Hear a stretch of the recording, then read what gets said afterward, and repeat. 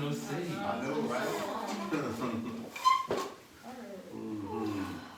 All right, so good morning, everybody. So glad that y'all were able to make it today. I'm sorry for this last minute, call getting everybody together. So, but we're going to just run through what we have to do so that you guys can get back to what we are attempting to do here with this network. And going to have you guys out here in a short time, okay? All right, Rachel, you want to start us off with something? So yes, so as you know, the name of our organization is Children and Family Support System.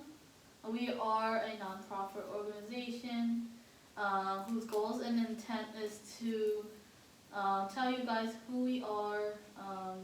Currently, our goal is to cover the services we provide and resources, which is approximate total of about 60 residents. Chris, can you give us a basic layout of what we will be trying to do? Sure. So our goal pretty much is to, within 1 month's time, meet with at least 12 families. All right, so this breaks down to approximately 3 families per week. At each meeting, we want to talk to them about their specific grievances that they have with social services. Social services, of course, right now being overwhelmed, and they just cannot seem to, get to everybody in a timely manner. So what we're going to do, we're going to tag along and try to, beef up a couple things with some of the resources that we have. And of course, we want them to know that we're not taking the place of social services. We're just doing this as advocates to help them out in a broader sense. Okay, and so like I said, this is the beginning phases. We expect to keep it going as long as we can, dealing with 12 families per month. After we deal with them, then we're going to take off for a month just to evaluate and do some paperwork, which will probably be a lot. By that time, we're going to be assessing the different resources and talking to them in and out of their offices, and trying to make sure that we use every entity possible. To initiate all of this, we're going to reserve the high school auditorium. We're going to bring on all 12 families in, plus whoever they want to bring with them. So that most of them will probably bring their children or whatever. So anyway, we'll be ready for that when the time comes. At that time, we will have people that will also be scheduling.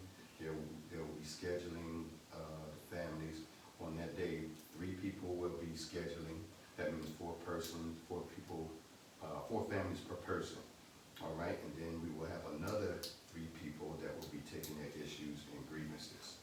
All right, we're not going to try to solve their problems at that time. We just want to get a brief outline of what they have going on so that we can go back and be able to contact resources for any entities that might be able to assist us.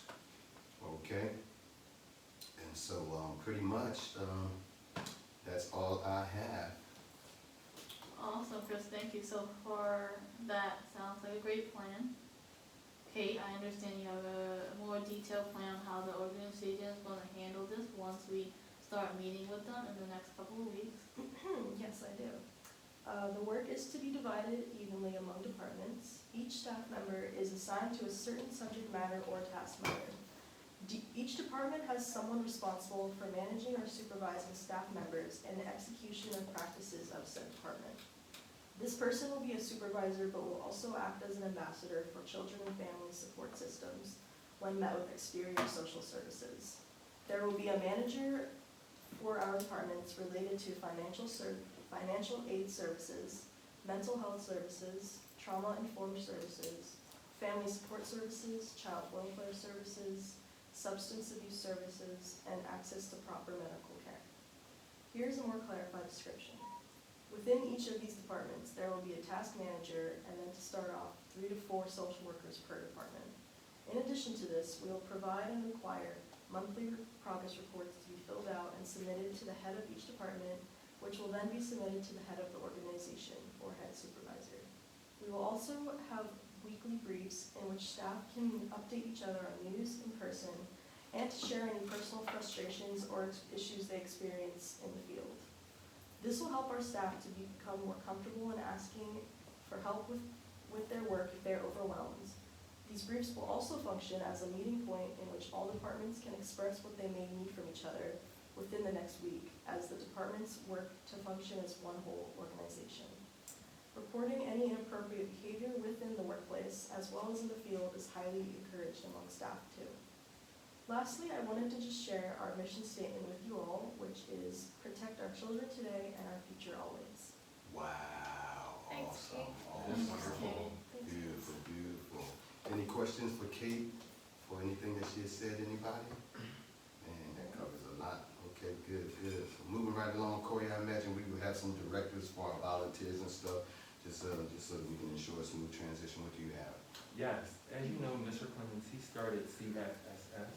He could not be here today, but he told us to go ahead with this meeting. He is the type of leader that exhibits the democratic leadership style. Even though Mr. Clemens has started CFSS and definitely set clear expectations of this task, he still is giving us the floor to come up with ideas for the task. He also is a team leader and is fair-minded. So we want to make sure that we emulate as much of that as possible by communicating effectively with each other and listening to other members' ideas and not being dismissive of dissenting perspectives. We also will be working with other entities of our community to network. Reason why collaborators are willing to share information about activities and services. Coordinating. Reason for this is because collaborators exchange information and are willing to alter their services or program activities to achieve the common goal. Cooperating. In addition to sharing information and altering service delivery, collaborators share resources to reach the common goal. Collaborating at this level, collaborators enhance each other's capacity by fully sharing their respective expertise. Awesome, awesome. Sounds like some pretty easy guidelines and stuff. Pretty much. Good, good, good. All right. So Sarah, I know you have some things in terms of what we're going to be doing in order to reach out to the community. Yes, I do. So, our organization, CFSS, we plan to do multiple outreaches, so not just for the families that we're helping, the 3 families per week, but also for to get the entire community involved. So, one of the things we're trying to do is do an Operation Gratitude, where we get the community families to come in with their children. They're gonna do arts and crafts and make cards for deployed service members who are overseas. Another fundraising event, actually let me name a few of the fundraising events that we've come up with. So we would like to collaborate with local restaurants in the area and have designated family dinner nights where we'll invite the entire community out in order to raise money. The profits of what they raise there at the restaurant, they will give us a small portion of those profits so that we're able to help these families in need. Another thing we would like to do during Thanksgiving, Christmas, and Easter, during holidays, we'd like to try doing food drive and car wash. We were thinking about doing car wash, so to raise money to help these 3 families a week. That's a really cool thing, because we can also involve children and teenagers, so we'll be on a weekend. Trunk or treat, that's always fun. Kids love to do that. That's another way we can raise some money. We can have a donation box next to like each car, or we can have one. It's really up to CFSS. And then we would also like to do a Mother's Day brunch for the moms of the families that we're helping. And then we could also invite the other mothers in the community if we would like to, if we can take a vote on that later during the year. So those are just some of our ideas. Awesome, awesome, awesome. Now, are you sure that this will be effective? How are you going to get? So, yeah, that's a good question. So, organizational effectiveness is, it's a question that, like I said, it's a very good question. So, organizational effectiveness is going to be coordinated by our leaders and supervisors. We're going to have designated leadership for these, and then for operational gratitude, the leadership is going to designate responsibilities to volunteers and employees of CFSS, and we're also going to encourage community participation. And then, also to answer your question, we're going to have designated fundraising teams based on volunteering. We're not going to force anybody to do anything. And we're gonna assist in organizing these events, and then these community projects. And members who volunteer for these teams within CFSS, we would like to reward them, in the form of, like, say, gift cards, time off, or recognition, some sort of awards. Awesome, awesome. Now, you know, of course, we will always have spectators that will be looking around and trying to see, you know, what kind of success we had. So how do you think we should address that? Okay, yeah, that's also a good question. So our success can be evaluated in a qualitative way and a quantitative way. So for example, funds and money we raise, we obviously can look at the numbers, we can evaluate how we're doing like that, how well CFSS is doing or how we're not doing. Another way is that we can look and see if we're providing the food, for example, if we're providing enough food for these families in need, or if we're not. And then lastly, I think another way that we can evaluate our success, or in our weaknesses and areas we can do better, is we can survey like people in the community and see how they think we're doing or if we can do better. Awesome, awesome. Good.